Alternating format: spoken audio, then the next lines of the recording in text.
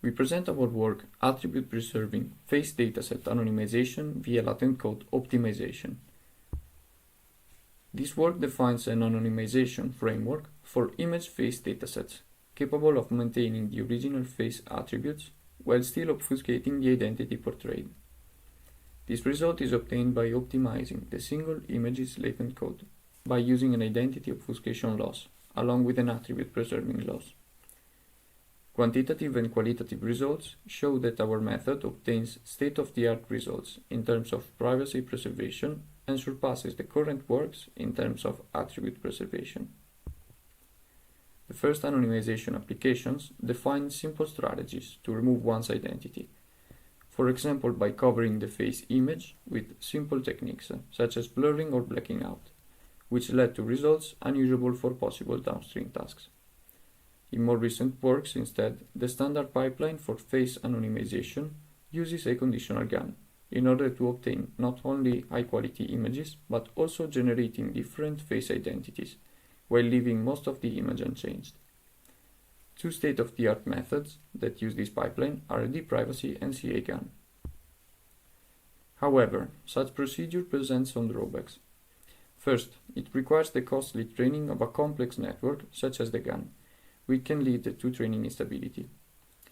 Second, the results obtained after the anonymization do not preserve the facial attributes of the original image.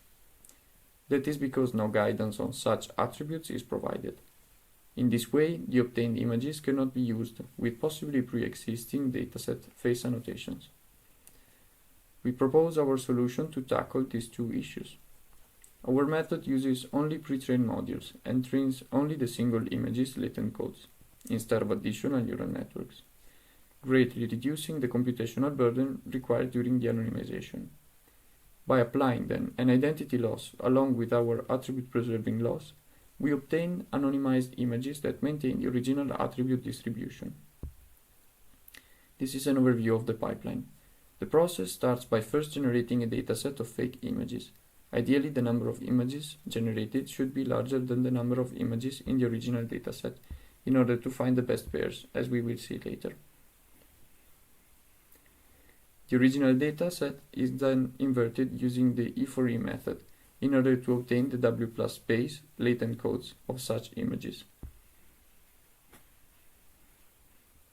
Once this is done, a pre-trained FaRL encoder extracts each image's features, which are then used to find real fake nearest neighbor pairs in the encoder's latent space. This gives pairs of the most similar looking images.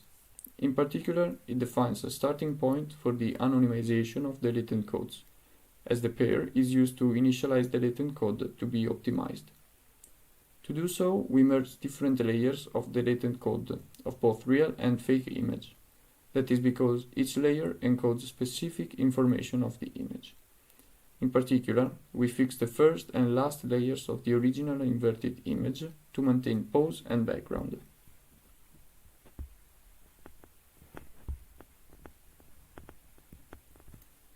While setting as learnable parameters the middle layers of the fake one in order to modify the face region.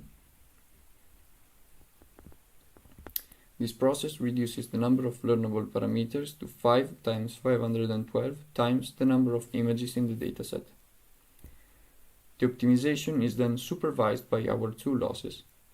First, an identity loss obfuscates the original identity by pushing the fake identity to a certain distance defined by an hyperparameter in the identity space. For each image, a pre-trained arc-faced model extracts the identity feature vector that is used to compute the cosine distance with respect to the identity of the real image. By computing the absolute value of the difference between the distance and m, we push the distance to get that m value. Second, an attribute preserving loss is applied to maintain the original attributes after the anonymization. For each real fake pair, a pre-trained FaRL encoder extracts the raw 14 by 14 patches, and by computing the L1 norm, we match the fake feature vector to the real one, allowing the resulting image to increase the visual similarity. By using the patches instead of the class token extracted by the visual transformer, we obtain richer visual and spatial information. To understand better, here's a graphical representation of the process. We can see how the single losses act to modify both the identity and the person attributes. First, the identity loss changes the identity of the fake image. Then the attribute preserving loss regains the original face attributes. We test our work for both anonymization and attribute preservation performances on two datasets, Sebe HQ and labeled faces in the wild, which is more difficult given its setting, and we compare our results against dprivacy and CA-GAN. As we can see, our work obtains anonymization results comparable to the state-of-the-art in terms of face re-identification, while still producing results of better visual quality. While in terms of attribute preservation, our method surpasses the current state-of-the-art for both datasets, leading to an attribute classification accuracy higher compared to the other works. An ablation study on different values of M shows how this hyperparameter serves as a trade-off between data utility and privacy preservation. In fact, when M has a value close to 1, the method prioritizes increasing the attribute similarity, leading to worse privacy preservation, and vice versa for values close to 0.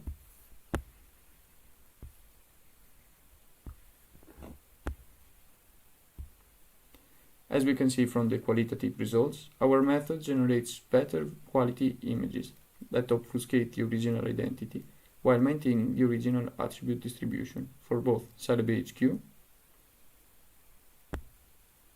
and LFW. The code is available on GitHub at the link below if you're interested. Thanks for watching.